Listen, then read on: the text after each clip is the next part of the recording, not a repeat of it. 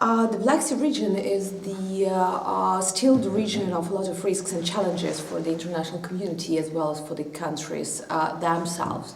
It started from the very beginning when we tried to define what does mean the Black Sea region, and is it only the 6 littoral states of Ukraine, Georgia, Russia, Turkey, Romania and Bulgaria, or we are going further up to 12 members of the Black Sea Economic Cooperation, or even further to up to 30 countries where even Iran is included because they have the status of observers within the organization and pretend they have their interests there, as well as Poland or some others.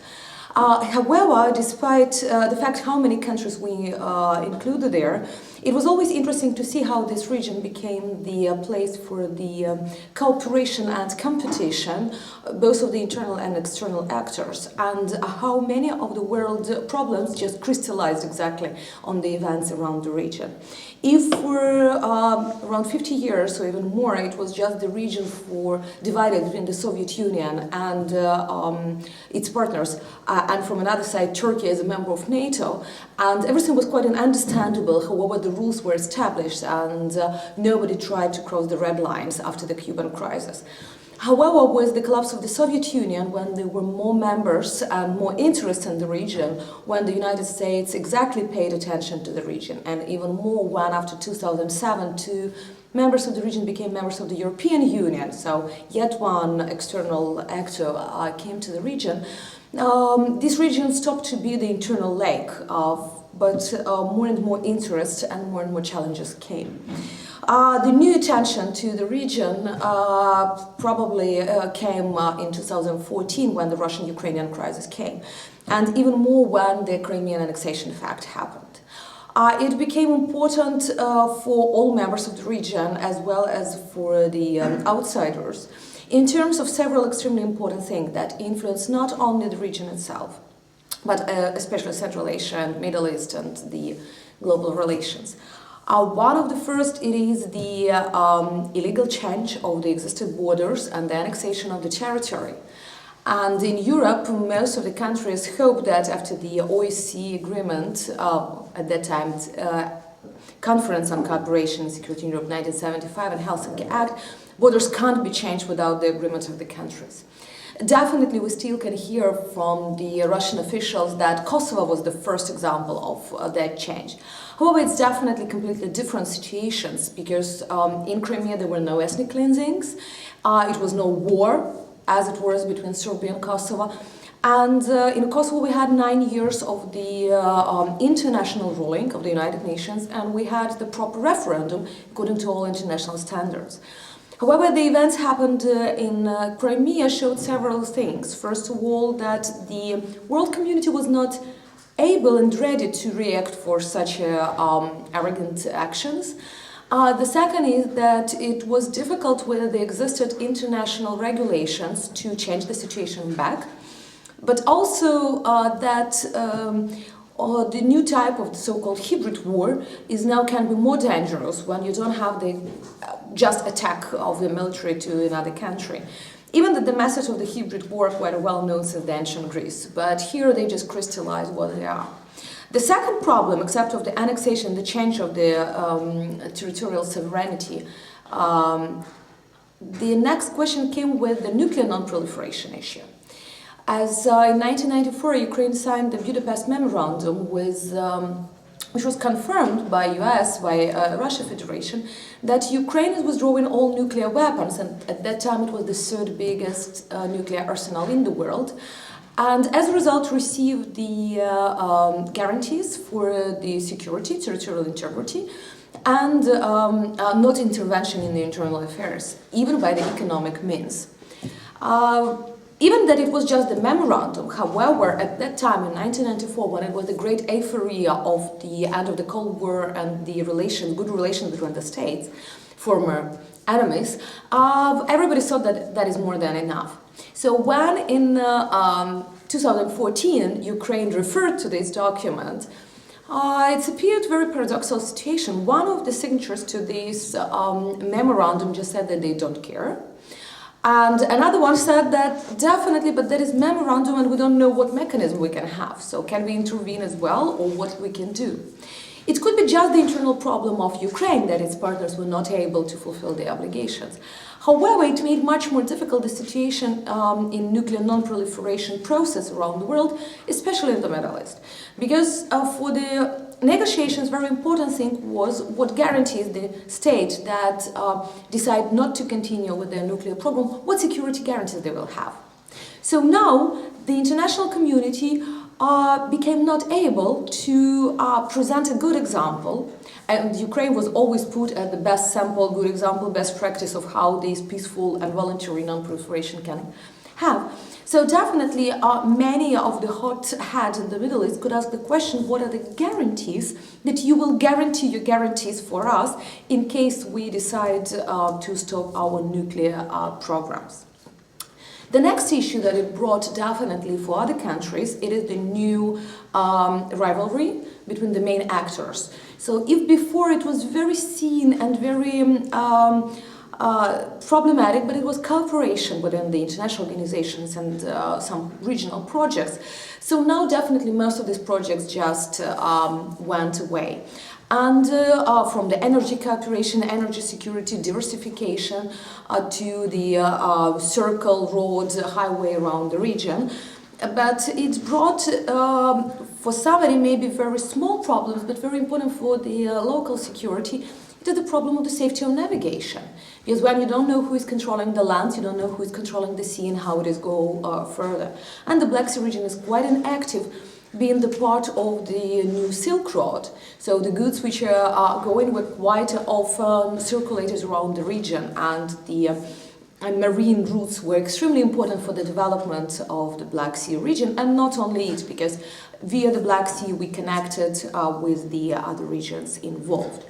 And the last but not the least, it's definitely also raised the questions of the militants and the foreign fighters' involvement.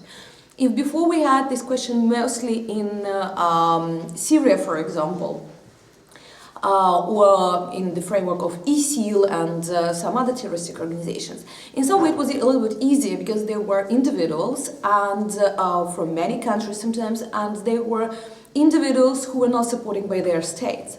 So this one or another state could support the whole terroristic organization on the certain point of history, but it was in a little bit different way, and it was easier to prove or to have negotiations about this.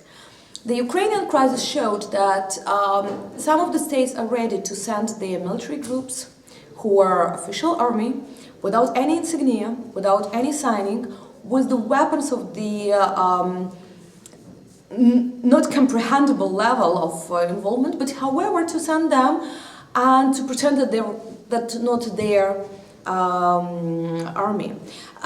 This brings us to yet one question that definitely Ukrainian crisis raised the question of the liability and reliability of the international legislation on the weapons control. Because definitely we saw in many countries around the world how the weapons were used and supported by one or another country, the rebellion groups. But usually we had maximum man-pads or some maximum few tanks or something like this. But it is probably the first conflict in the last 20, 30 years when the quality and types of the weapons that were received they were of the extreme sophisticated level where you need only professional army to use, and which can be extremely dangerous. The example of the Malaysian Airlines airplane became just the first signal, but later there were more and more weapons of the strategic missiles that are under all international regulations of spreading them. And in these cases, it's difficult to say that it was just rebellions who bought it on the black market, because these types of the weapons are not sold on the black market, and especially not in such conditions. Again, we could think about this only as the Russian-Ukrainian problem. However, it undermined the basics of the international legislation on the arms control and what we can do in case we are spotting these similar cases somewhere. And the last but not the least, it showed and crystallized the problem of propaganda and the use of media in the wars. If before, definitely the information wars is something that we well known for centuries. However, when you have the special TV channels, special websites who are totally present the fake information, who are, and the problem is not only in the fake information, that is something that you can not fight against, but that you can work out. But unfortunately, we saw examples when the journalists were carrying weapons. And that became the red line for many in the journalistic community, because they used to think that they can come to conflict zone. Definitely that is insecure because some bombings can happen. But you are between the conflicting sides.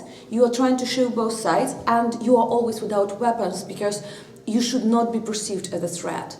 So when the people appeared with the rifles, presenting the badges of the press, and became in some the sides to the conflict, it's definitely undermined the whole security of the journalists, international journalists working in any of the conflict zones.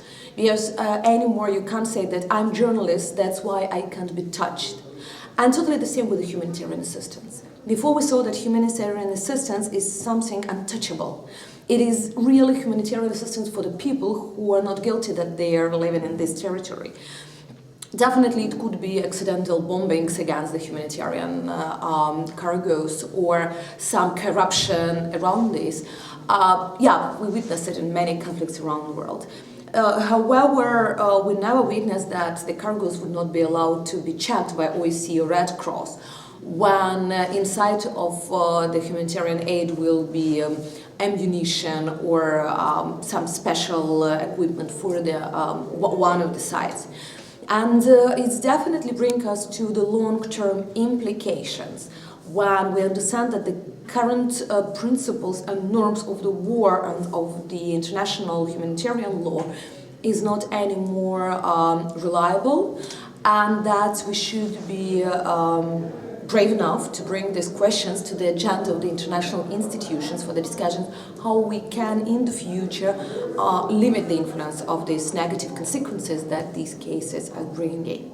So returning back for the conclusions of the Black Sea regional security and implications for others, because the Black Sea region appeared to be on the crossroads from east to west, from north to south.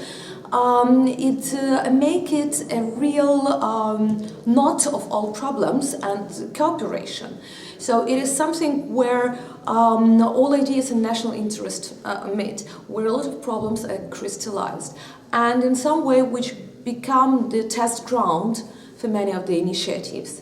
And the last 2 years are showing that, unfortunately, neither Europe nor the United States nor the countries of the region were ready to the challenges that really can bring this region.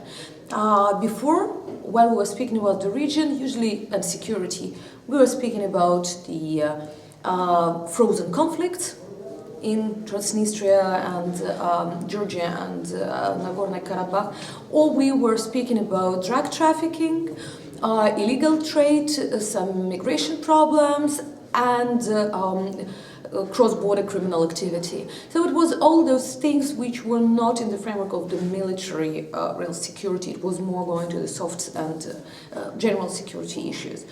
Now with the changing situation, with bringing nuclear weapons to the Crimean Peninsula, with bringing other forces, with the militarization of the countries, and with those challenges that the current crisis brought, the security in the Black Sea region should be definitely redefined, the risks re-identified, and the ways for the greater involvement of other parties should be really analyzed, because it could be quite difficult for the countries themselves without any assistance of the mediators to or joint projects to find further possibilities for the development.